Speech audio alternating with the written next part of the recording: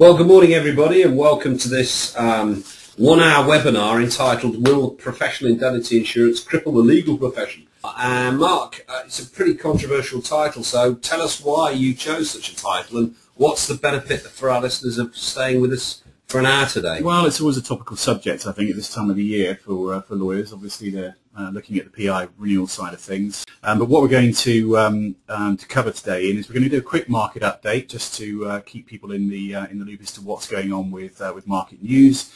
The PI reforms, this is quite an important change that took place earlier in the year with the SRA. They announced some new regulations, which and we're going to look at what difference that's going to make in the immediate and longer term.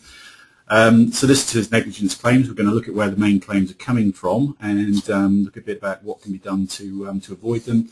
Selling your business, again, quite topical at the moment, what are the insurance implications of that, and finish off with ways to minimise your premium with some tips. So we're talking about these topics today. We're going to start with a market update. So, Mark, what's happening in the market?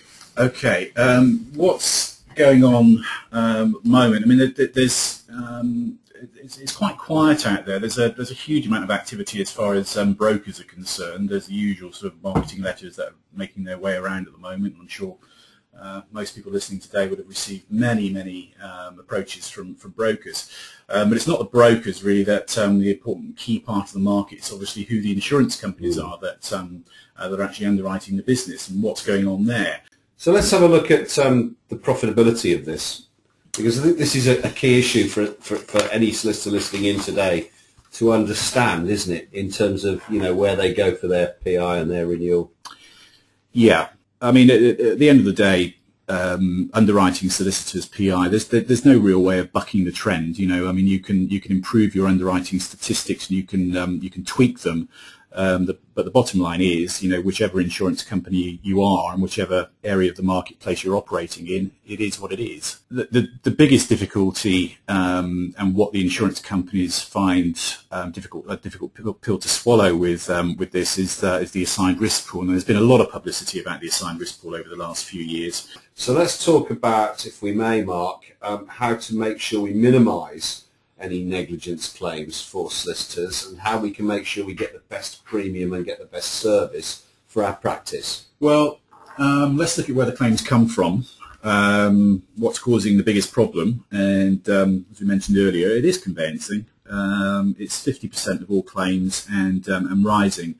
The expectation was and is that if interest rates took a hit, then that could create a significant rise in claims arising from conveyancing problems. Now you've got another slide here, Mark, that says selling your business. Mm-hmm.